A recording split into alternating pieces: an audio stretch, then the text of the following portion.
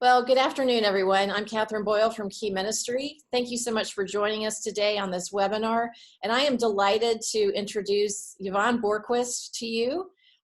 Yvonne is a member of the Key Ministry prayer team, and she's also a mom of a wonderful young man named Ryan. And she has a wealth of wisdom and information to share with our audience. So thank you, whether you're joining us live with the webinar right now, or if you're watching this later. We just appreciate you tuning in to see what Yvonne has to say about what for many families is just a really challenging decision. So Yvonne, welcome. Thank you so much for joining. Thank you so much, Catherine, for inviting me to speak about an important topic. It's prevalent in today's society, and I want to thank Key Ministry for making all of this available, because it's so important for families to get knowledge and to know that they're not alone in the decision-making process. Yeah, very important. Well, thank you for those kind words. We definitely appreciate it. Well, so you and your husband have one young adult son named Ryan. So tell us a little bit about Ryan. How old is he? What's he like? All those good things. Absolutely. Well, first of all, my husband and I, Ken, have been married for 33 years, and Ryan is our only child. And Ryan was diagnosed as a special needs child around the age of 4. He was diagnosed with having been on the autism spectrum and intellectually delayed. And around the age of 10, he was also diagnosed with having bipolar disorder. So he has a multitude of layers of challenges. And our son is amazing. He is verbal. He really knows how to use his words. He's very talkative. But also, along the years, he was extremely shy growing up. He didn't want to be social. He started showing symptoms of the bipolar disorder around 10, where he was really going into very defiant rages. And it was the kind of life to where you literally were like walking on eggshells every single day. And it wasn't just one day where it would be good. It would be maybe a few minutes, 5 minutes, and then the rage, and then he'd be fine, and then the rage. So it was extremely nerve-wracking. And all along with the special needs diagnosis, my husband and I knew that at some point in the future, he would definitely need to be placed in a group home setting. Right now, he is 30 years old. He just turned 30 on March 20th. And on March 22, he moved into a beautiful group home about 20 minutes away. And life is good. Life is going wonderful. It's been 6 months now. And we're in a really good place in our lives. And of course, not only do we give credit to all of the people who have been with us with this journey, including the specialists and the doctors and people we've met along the way, but of course, I believe in God, and God has just paved a beautiful path, maybe not the path that we thought we were going to have to take in life, but a beautiful journey. And it has only made my relationship with the Lord stronger. Well, I feel like I've gotten a little bit of a front row seat to this because of talking with you every week with the Key Ministry prayer team. I was hearing about it before it happened. And then, as Ryan was moving in those early weeks, and it sounds like it has really, from an outsider's perspective, it sounds like has been just about the smoothest transition you could possibly hope for. It has been a beautiful transition. Now, this isn't to say we have not had some hiccups along the way, but if we were to look at it on a complete level, it has been a smooth transition because we were very prepared. We had many years to prepare for it mentally, emotionally, but also we have had a beautiful and very heartfelt support system within our family's life. And that includes the people who are under the umbrella of Our Lady of, I'm going to give a shout out to the organization where my son resides, is Our Lady of the Wayside, it's in Northeast Ohio. And he was at first attending the day program, which they have day program services. And that is when he aged out at the age of 22. And then it just organically moved to where he would move into a group home that is under the umbrella of Our Lady of the Wayside as well. So from the beginning, we have had so much support and so much love and a lot of guidance to help us, because this, of course, is a very emotional time when a parent has to, that night before that, that your son or your daughter is going to be living away. And of course, it's the same as when people say goodbye to their college age typical child. But in this sense too, I think it's a little, not a little, it is different, a lot different, because he's 30 years old. And this is our child who we help to give showers and medication and hold our hands as we're crossing the street. So it's one of those things where you have to make that decision to let go and let somebody else take care of your child. And that's hard, that's difficult. And I'm making baby steps. I've come a long way, baby, to let go, because it is letting go of that control and just control of everything. I mean, as far as you can't be with him 24/7 anymore. It's gotta let it go. Surrendering. Well, tell me, when did you, I mean, he's 30. When did you and your husband start thinking about this and start thinking that this was probably going to be a decision that you would be making in the future? Well, my husband and I, again, I'll give a shout out to my husband, because we are a wonderful team and we discuss everything and we forecast for the future, not only for our son's life, but in finance, etc. So when he was diagnosed at 4 years old, of course, it was crushing. It was like somebody had hit us in the chest. And again, it was letting go of those dreams that we thought were going to happen, and then deciding other dreams and other goals that we would have in life. So we paved the way to where the transition. So we knew that we needed to have him. He was going to be in special ed classes all through grade school. And of course, we got used to the IEPs and getting that rhythm of getting to know what it meant to have a special needs child. And of course, as he went on to junior high and then high school, and in high school, that's when he wasn't doing that well, even in special ed. So we live in a wonderful community where the school district voted, and they made arrangements to have our son attend a private program that they funded. And that's a huge blessing. And he aged out at the age of 22. So all of these transitions in life that we needed to look ahead to, we wrote down. We were like, okay, we got through the elementary school, junior high, high school. And of course, at that time at 22, he aged out and he went to a day program. And there again, we visited several day programs, and we finally found the one under Our Lady of the Wayside. And it was just those years that we knew that Ryan would be the individual that could never live by himself. He would always need 24/7 care. And some families have to assess the type of loved one or child, what kind of, how capable are they to be independent, etc. So all of these factors have to go in. We knew it wasn't even a question, because I've always said, Ryan is very consistent about being inconsistent. And so that is why he has never been able to, we never thought of him having a vocation, having a job, because one day he's on and another day he's off, or 1 hour he's on, another hour he's off. And we just knew that we would eventually need to have care for him.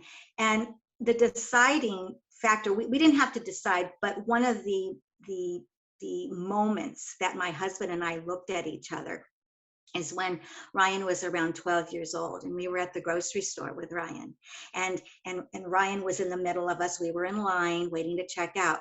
Well, the family ahead of us, the couple was probably in their late 70s, maybe early 80s, and sandwiched in between the husband and wife was their child, looked to be about 50 years old. And my husband and I looked at each other, and it was almost, we were thinking the same thought. It was almost a mirror reflection of what we would become. And we don't know, maybe the son was visiting his parents, maybe he lived in a group home too, or Right. maybe he was living with them. And we did not want to be that family that has a child the age of in his 50s, and here we are, 80 some whatever years old, and Right. and think, okay, when we die, who is going to take care of our child? Right. And it's going to be traumatic enough for when it's our time is Right. to leave this earth. We didn't want Ryan to be just an emergency placement and just put him somewhere what we don't have any control of right now while we're alive. We can do that. Right. And that's why it's a blessing. I am so blessed that he is at the age of 30, and I never thought that would happen. And I'm 57, my husband is 62. So hopefully as I have a lot of life ahead of me, and it's been a blessing for him, for our son, and also a blessing for us, for that peace of mind. And also I think it will extend our life, because as special needs parents know, it's extremely draining to have a special needs loved one live with you, especially as you get older and they get older. Right. Well, so you've mentioned this phenomenal organization, Our Lady of the Wayside. What other resources did you and your husband tap into, especially as you were beginning this process? Were there, like, it sounds like your school system was phenomenal, but so that was clearly a resource for some of Ryan's earlier needs. But as you began really evaluating the whole group home decision, what were some of those resources that you tapped into that were really helpful? Well, our family moved from California in the year 2001, and soon after that to Ohio. And immediately after that, I went into just getting things done mode. I signed him up through our county, the Cuyahoga County Board of Developmental Disabilities. And immediately they had someone come out to our home to assess him, to assess his needs, and to qualify him to having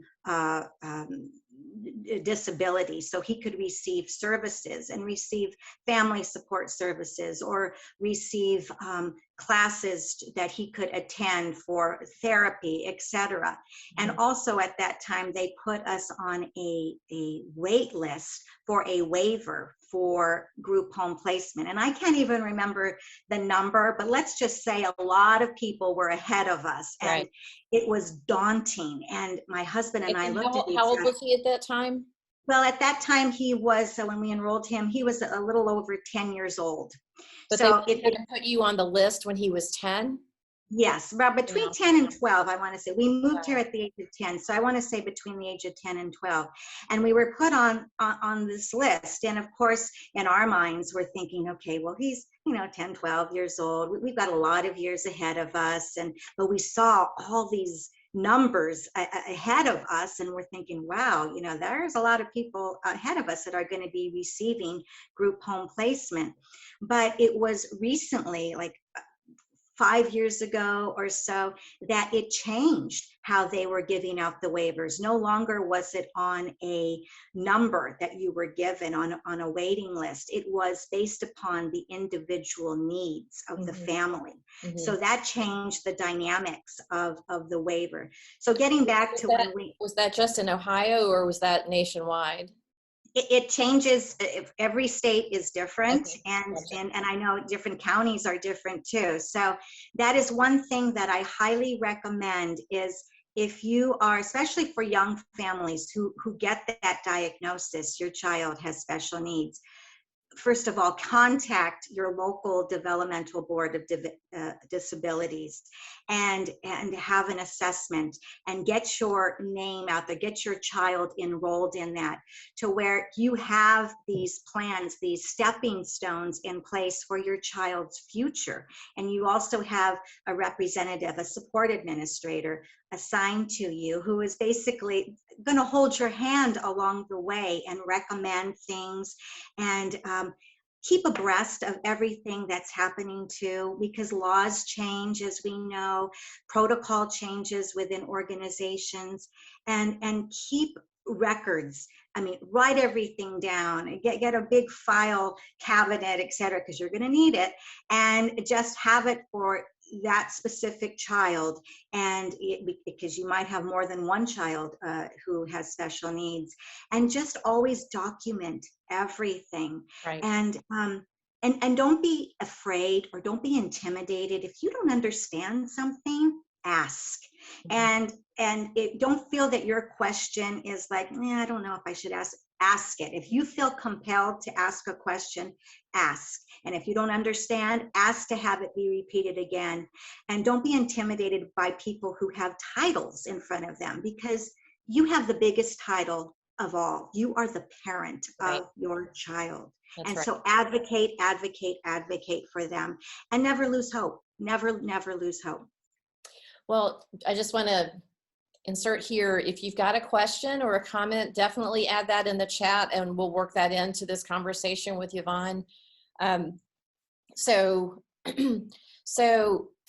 you have really made good use of resources, it sounds like, but what about personal resources like your friends and your family? You know, how was that going through the process of making this decision?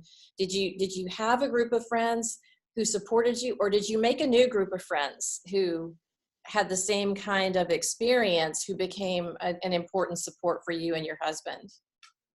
Well, first of all, we have had great family support. We have a small family, but the family that we have is extremely supportive. My parents have been with us every step of the way. My parents are extremely close to Ryan, and they have supported our decision of everything that we have made for Ryan. And as far as groups of friends, et cetera, and resources, most definitely we have had encouragement. When people found out that we were placing our son in a home, a lot of encouragement, a lot of support. Now, I will say, not simply friends, but just people in general who found out. There are some people that will say, and they don't say it in a way to be judgmental. Mm-hmm. They're just saying it because it's a reaction that they have. So when they find out, sometimes people will say, oh, I don't know, I couldn't do that. I couldn't do that to my child. I couldn't place him or her in the care of somebody else. Or I love my child too much and so much that I can't let go of my child. Mm-hmm. And I understand that because it is a choice to be made, and it's a decision to be made based upon your family dynamics, etc. But for the family who is struggling, to the family who maybe is getting pushback from other people or in their life, again, filter out the chatter, because you know your child best and you know your family dynamics best. Right. And in the course of the community of people that we know locally, actually, we are the families that I know, the special needs family, we're actually the first family to send our child off into a group home placement. Okay. So that's been kind of like I guess they're kind of looking at us to see what's happening, etc. Yeah. And and I'm very happy to say it's been a decision that we stand behind, and that we feel so blessed to say it is working out. Mm-hmm. That's fantastic. So tell us about your main criteria for, I am sure that you had more than one home or environment that you looked at before making this decision. So, what were some of the things that were most important to your family, or maybe, things that, like, as you've done research, you've seen that these are the most important things that, that other people are, putting at the top of their list for selecting as well. Yes. Well, the main one that my husband and I decided would be the deciding factor is if we walked into a home, a group home, and if we felt that we ourselves could happily live in that home, then that would be a huge indicator that this is the one, that Yeah, this is the one for him. That's great. number one. Second of all, the logistics. I mean, we wanted to be able to drive within a short amount of time. So he presently, his home, it's a beautiful home, and it's a 20-minute car ride. And that's doable, especially in Northeast Ohio when it snows, et cetera. You don't want to be too far. So that was another criteria. And also we wanted Ryan to be living with people around his same age. And so Ryan is 30, and his other roommates, one of them is, I think they're like a month apart as terms of being 30. I think the other roommate is like 34, 35. And there's another roommate coming in because right now it's 3. And so there's another roommate, a 4th roommate coming in, and we don't know the actual age, but I think it's around the same decade, so to speak, in the 30s. So that is, again, and they're all young men. They're all males. And that's the criteria, so to speak. But the main one is if we felt good walking in. And yes, we did tour several. And it's not because they were low grade, group homes, etc. It's just something where you just have that feeling. Yep. Excellent. Well, we do have a question in the chat from a parent who has a young adult son who's going on his 2nd year as a single person in a group home. One of her questions is, how does the agency work to keep all the staff on the same page so that the staff handle behaviors and management of her son's, day with structure and consistency? I would assume, and correct me if I'm wrong, that consistency from the adults around your son is important for him. So, like, what have you seen, with the way that staff work with your son to just kind of optimize his health and, his life and his day-to-day as he's living in that home? Right. Well, Our Lady of the Wayside, it's a large organization, and they have house managers assigned for all of their homes. And I don't want to get the number wrong, but I think the last time I heard it was 85 group homes that they have. And they train all of the staff ahead of time. But the house manager is the one to train, again, the staff who she has to make, because remember, it's 24/7 care.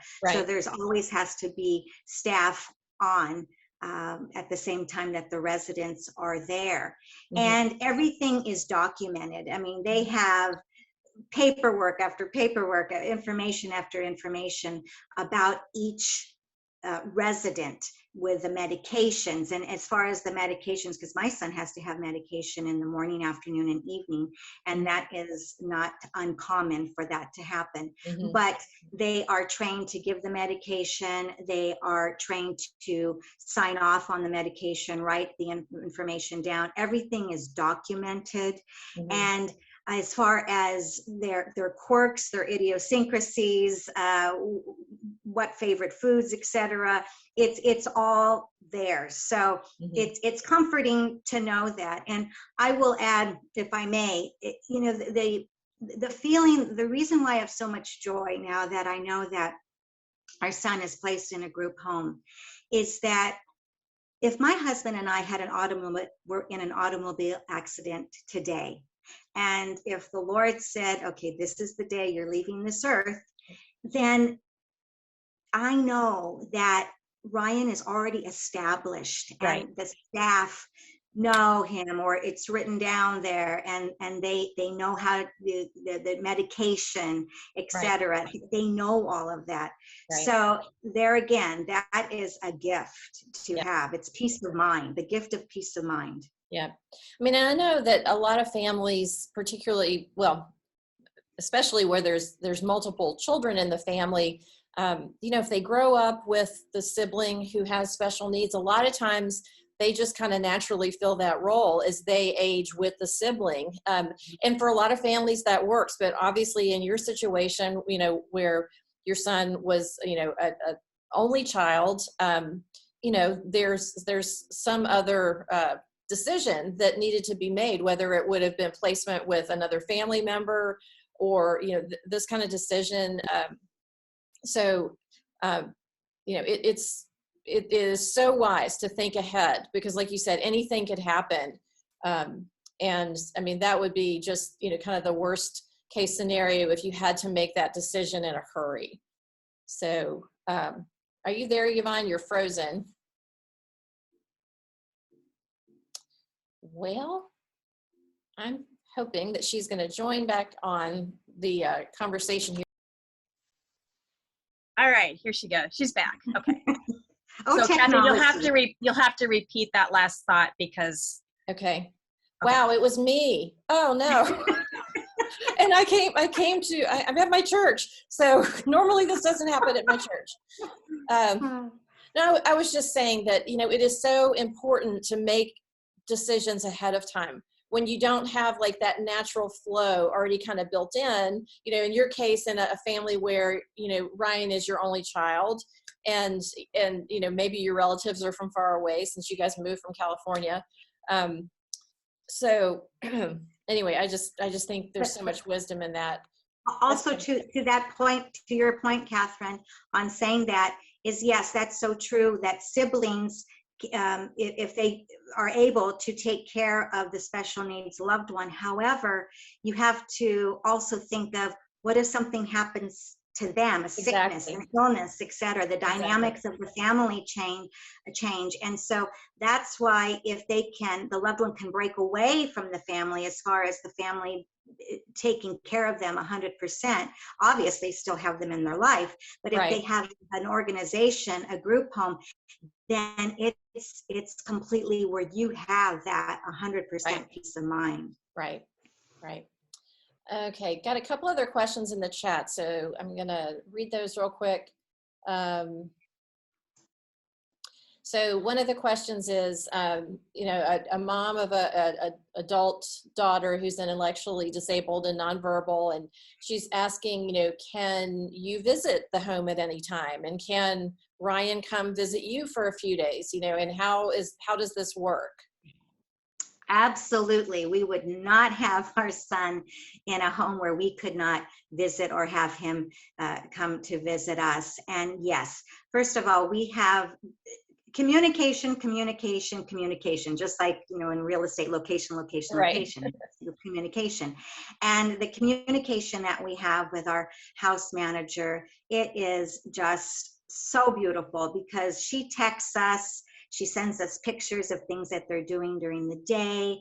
She'll telephone us, whether it's something, an issue that she wants to discuss with us, or something wonderful that he's done, and also available through Zoom, etc. So there's always that communication and finding out what's going on in Ryan's life. And as far as getting in the car to go see our son, we can do that. If we want to call and say, you know, we'd like to set up a Zoom chat with Ryan, as long as they're not social and going here and going there, because they're always doing something. So we kind of have to think, well, I wonder what they're doing today. Will we be able to see Ryan today, or talk to Ryan?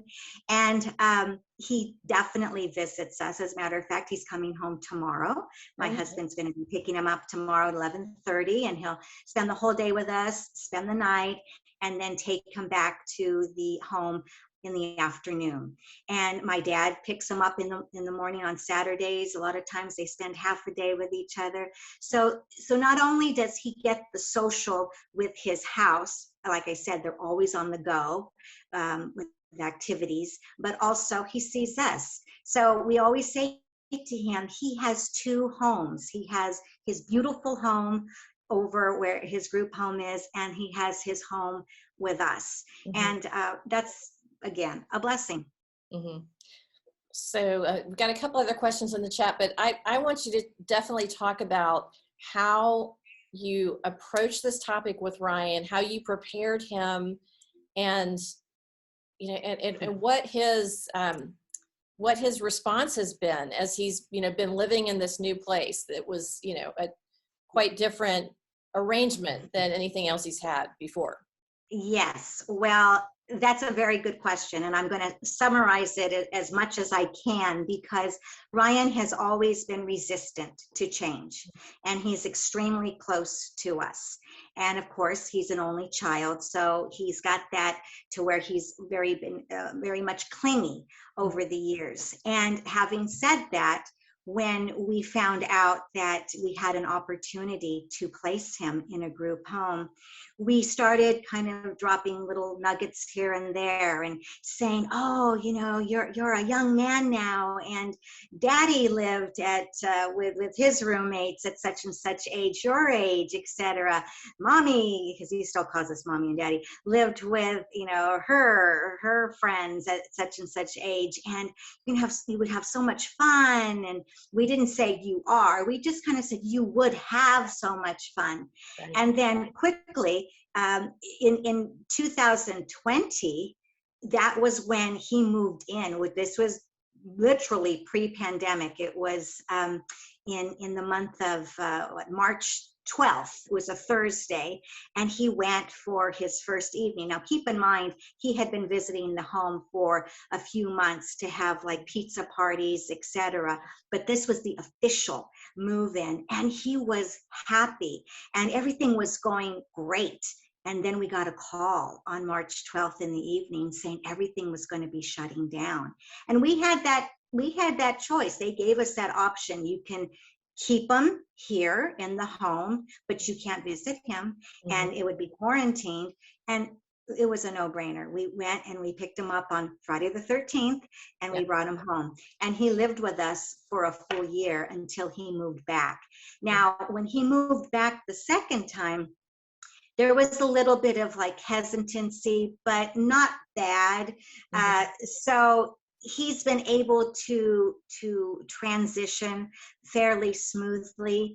And again, with Ryan, whether he's living in a group home or whether he is living here at the house, he is the kind of individual who, because he has bipolar disorder, and of course sandwiched in, being on the autism spectrum, he will always have those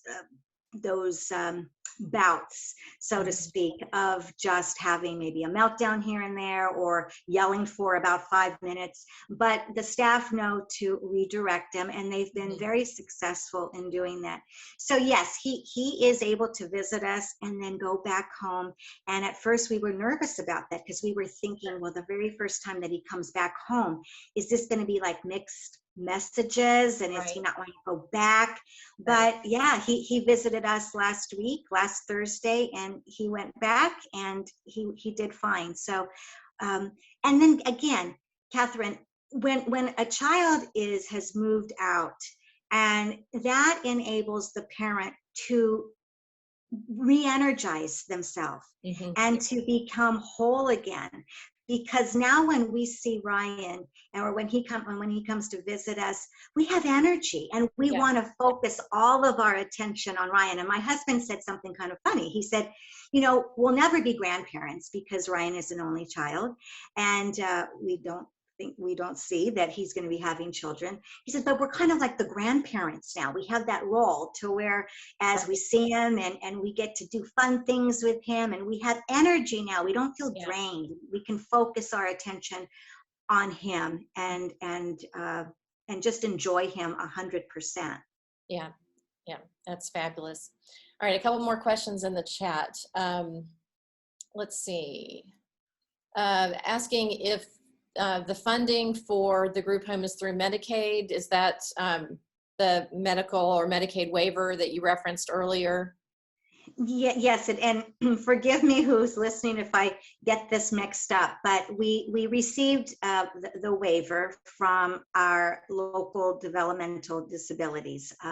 So that's that. And then, of course, the Medicaid is involved as well. And years ago, we enrolled him in Medicaid and Social Security, and we do pay a rent to Our Lady of the Wayside organization. It's split 4 ways because there's 4 residents, so we split it 4 ways with the rent, and also the utilities are 4 ways. And of course, he also is enrolled in the SNAP program, which is for the food. Mm-hmm. So they go shopping at the beginning of the week, and then they buy their food, and it's all combined. Mm-hmm. So it is a combination of the monies and the waivers from the developmental disabilities, Medicaid, or the Social Security check pays for the rent, et cetera. It's just a combination of many places to go in to provide this. Mm-hmm. Okay. All right. Moving on to a couple other questions. Let's see. Let's see. This person says that she has 2 adult daughters with severe disabilities who will need 24-hour care when she can no longer care for them. She said there's a trend in her state towards eliminating services like sheltered workshops and group homes because they're considered ableist by the disabled community. Do you have anything in place if your son's home is closed? Or have you ever been called ableist or been condemned by the disabled community for placing your son?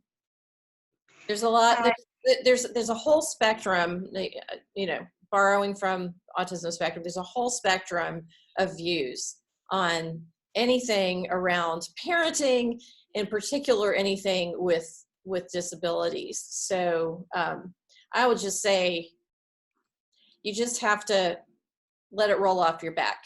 You know, if you're the parent, you know, you are the one who is charged with making this decision. But I'll defer to you, Yvonne. I couldn't agree with you more, Catherine. You beautifully stated that. And to answer the very first question, as far as having a plan in place in case this was affected and shut down, no. The answer is no. Primarily because, first of all, he's been living there 6 months now, and he does live in a large organization. And that's another point too. When you especially with the pandemic, nobody anticipated the pandemic to hit us, right? And of course, that has affected everybody, and that has affected the large organizations, but it has the smaller organizations or smaller group homes, facilities have been hit the hardest because the funding is not there, the staff, et cetera. But when you have a larger organization, you hopefully have more staff set in place to where you can spread it out for the staff to help and accommodate the group homes. So at this point in time, no, we don't have another plan because I'm banking on my faith to God has provided all of these years for everything. So I'm just going to go with that. And of course, if that were to happen, then we'll just have to go back to the grindstone. But I don't see that. At least I'm praying it's not going to happen. Right. Well, so you mentioned a little while ago in the discussion, just, you know, that you have great communication with the house manager or the you know, the workers who work one-on-one with your son. But, you know, like what kind of like formal reporting are you getting from them? Are you logging in to be able to see what medication, if they're current on his medications for the day, or do they give you a weekly report? Just, you know, how does that happen, that communication that's, you know, of a more formal nature? Right. Well, we don't get a daily report. We don't get a weekly report. However, we can have access to it. And so that's key. If you are if you have your child placed in a setting where they're very secretive and they don't want to show you anything, that's a red flag. But I know if I were to place a call to the house manager and ask specific questions, et cetera, then it's going to be greeted with accessibility and with ease. So having said that, yes, I mean, the medication, I can call the nurse, et cetera, and the head nurse of the organization and discuss certain things with her. And I know that if she doesn't have the answer, she'll go back to our head or the house manager or vice versa. And again, there's always communication with them as well. So I feel very confident in that. And then of course, with everything else, with doctor's appointments, I have a quick, it's kind of funny story in a way, you know, to where I said earlier, you just have to surrender and have faith that the people who you have made the decision to take care of your loved one, they're not going to do it to where your standards are, because as parents, right, we have our own standards. But our son is extremely phobic of having his blood drawn. And most recently, he was due for a lab. And it takes a village for our son. Over the years, we've had to get my dad to come with us and hold him down. And I've had to hold his arms and his legs. I mean, it just takes a village. And so when we found out that he had to have a lab report, lab work, I thought, oh my goodness. So the house manager said, well, we can take him. And I'm thinking to myself, no, I don't think you'll be able to handle him. Right. And then it dawned, they're going to have to know how to handle it. They're going to have to. So we kind of compromised. We said, okay, you take them, but we're going to be hiding out in our car. It was like we were like undercover, and we were in the car, and we didn't want him to have him see us, like when the van came to the park. We were just watching, making sure he got out and that he wasn't being resistant or defiant. And sure enough, he went in. The house manager texted and said, it's all done. And we thought, oh, great. So again, it was like the first of many lab works that he's going to have. Right. And we know that he survived without us. Yes. That, again, a gift, a blessing, Yes. when you know that they can survive without you. Yep. And, And I mean, like all kids, no matter what their age, you know, people behave differently with their loved ones than they do with, you know, with people who aren't their family members. So, true. Yeah. Mm-hmm. So a great story. Okay. Another really good question in the chat, talking about staff turnover and how that's a problem nationwide in group homes and other human services agencies caring for people with disabilities. You know, is this something that has happened yet in the home where he lives? Or, you know, what kind of provisions do they have in place to make sure that there's no gap in the care if they do have, you know, staff turnover? Well, unfortunately, everything is not perfect, right? I mean, there's always going to be things that are not 100% perfect. And it's at no fault of organizations. It's just the way the world is now. And of course, people who are working in these in this type of employment, unfortunately, the costs, what they're paid, they should be paid a lot more.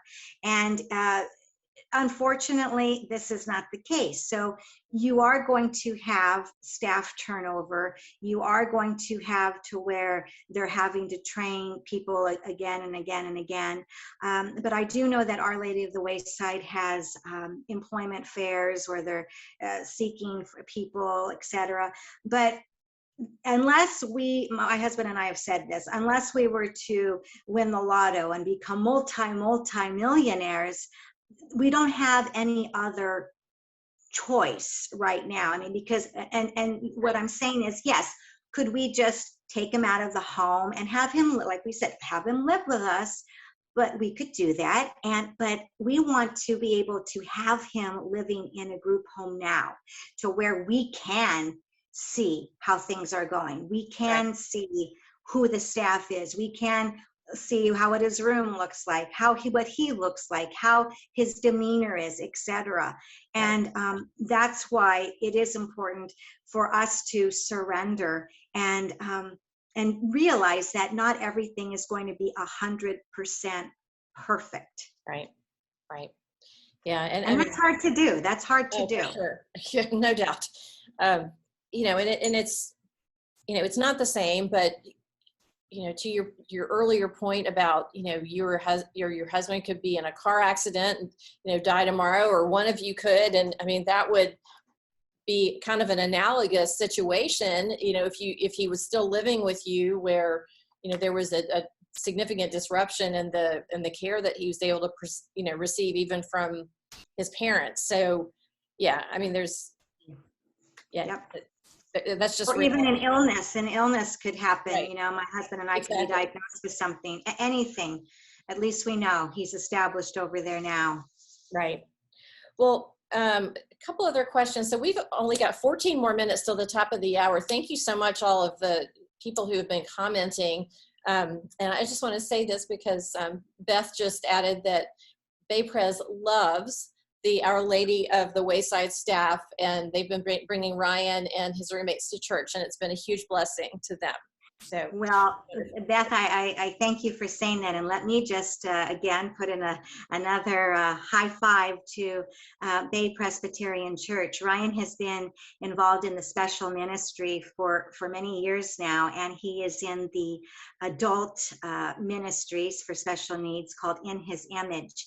And it has been wonderful to see and know that the staff is bringing his other roommates, and they're accompanying Ryan to this. And the ministry at Beth Golick does an amazing job, along with the other people involved. Just thank you, Beth, because that is another aspect that we are delighted in, that where he has that spiritual being able to go to church and be able to go with his roommates yes. on Sundays. And they know that on Sundays they go to church and then they have lunch afterwards. And it's just been beautiful to be able to see that they incorporate that into their lives. Yeah. Well, so what other kinds of things does he do during the day? Does he have responsibilities in the home? You know, they go to church on Sundays, which is fabulous. And gosh, I mean, what a great, you know, it's a great mission field, you know, because not all of those roommates may have ever heard about Jesus. Their families may not be Christ followers. So anyway, but seriously, like, what's his day-to-day schedule? Does he have responsibilities? You know, what does that look like? Yes, they try to get each of the roommates, the residents, to have their hands on to keep up the house, and you know, pick the things up from the floor, put things, their dirty clothes into the hamper, help take the hamper to the laundry area, help vacuum. I think the first week we found out that Ryan was vacuuming his room. He has carpet in his room, and we were astonished because for years I had been trying to say, Ryan, you know, and I was like showing him, of course, like you said earlier, they'll behave differently for other people than they would like their parents. So when we found out he was vacuuming his room, it was like, wow. I mean, kudos to you to be able to teach him that. And then they help clean out the van. And so they have these different little chores or daily tasks to get them used to saying, okay, to have them be proud of where they're living. Yep. And again, their home is absolutely beautiful. He has a spacious room, and it's in a beautiful community. And it's just absolutely wonderful to know he is placed in a home that he can call his home, his house. That's right. And we refer to it, since they're all male, as their bachelor pad. Yep. So that's his bachelor pad. And as far as activities, again, I stated earlier that he was going to a day program, but with COVID, with the pandemic, he's not going. They're not going to the day program. And there is another roommate that was going to the same day program as Ryan, but they're not going. However, they're constantly on the go, and they're going here, they're going there. We can't keep up with all the things that they're going. And he certainly has a lot that bigger and better social life than he did when he was living with us. And yeah, we can't keep up with him. He's a social butterfly. I know where I live in Virginia, there was before the pandemic, there was a group home that used to bring the residents to the YMCA multiple times a week, which was fabulous because, they were, actually, using the equipment and doing, doing different things to support their health, to support their physical fitness, which I just thought was an incredibly, smart thing to do. Yes. So, all right, so we are getting close to the end here. So what would you give as your top 3 things that you would just encourage the parents who are on this call, who are looking into the possibility of a group home placement? It could be anything like prayer or, unexpected visits where you just drop in to see how things really are when they're not prepared for you, but what would you say are the top 3 things that you would recommend to those parents today? I have about 5, but I'll try to. 5 is fine. I got a lot. Well, if you're thinking or if you're in that planning process to put your child into a group home, I think I stated that earlier, to just empower yourself with as much knowledge as you can and learn as much as you can and make yourself known within the community. Make yourself known with the doctors and the specialists and the organizations. If your son or daughter has autism, be familiar with Autism Speaks or with NAMI, National Alliance of Mental Illness, etc. Just really put yourself out there to make yourself known so you can have an abundance of resources at your fingertips. And not only that, but get to know other special needs families, because again, you're going to learn from what maybe I have a golden nugget of information I can pass to somebody else, or somebody else can pass on their golden nuggets to our family. So that's important.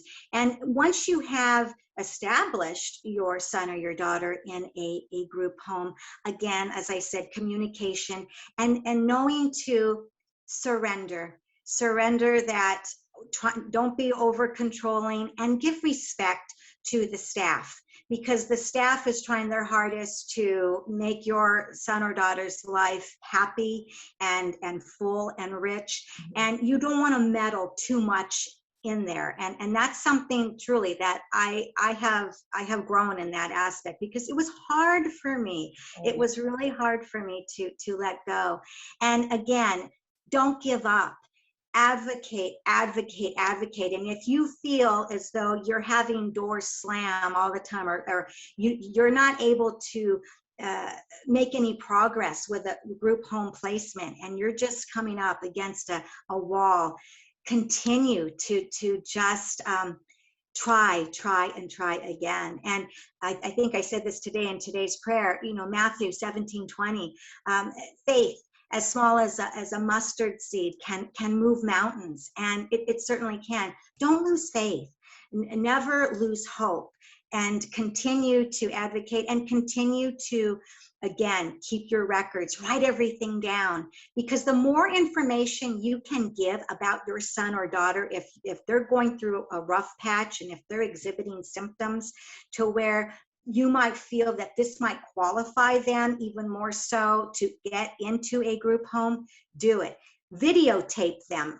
A picture paints 1,000 words, and a videotape, that's even better. So all of that combined. But again, never lose hope, because I didn't think it was going to be here, be sitting, in front of you saying that my 30-year-old son was in a group home. I never thought I would be saying that. I thought I would actually be dead and die, and that's when our son would be placed. But thank you, God, for paving that way to where he's placed now. Yes. A couple of other quick things here. There's some comments here. There's a lady here who is joining us from outside the U.S., quite a ways outside the U.S. Thank you so much for taking your time today to do that. She has a daughter who's an only child, totally dependent, and she couldn't find any place, and so she created one. And there are a lot of, I would just encourage you, there are a lot of people who are exactly in your shoes. That's been the genesis of a lot of things like, the group home where Yvonne's son is living, and goodness, I mean, the whole reason that the world has hospitals is because of, Christian people rising up to take care of people who are sick. So she did ask if you don't have your own website, do you, Yvonne, or do you? No, Okay. no, I don't. No, I don't. But you know what? In case people want to ask you questions, send them to info@keyministry.org or Catherine with a C at keyministry.org, and I'll get them to Yvonne because I don't want to share your personal email in here. But we will be happy to act as that go-between to send your questions over to Yvonne. Absolutely, absolutely, and bless you to the woman who created, because that is a job, and that is commitment, and that is just lots and lots of love. So I just uplift prayers for you and for your daughter and for your family.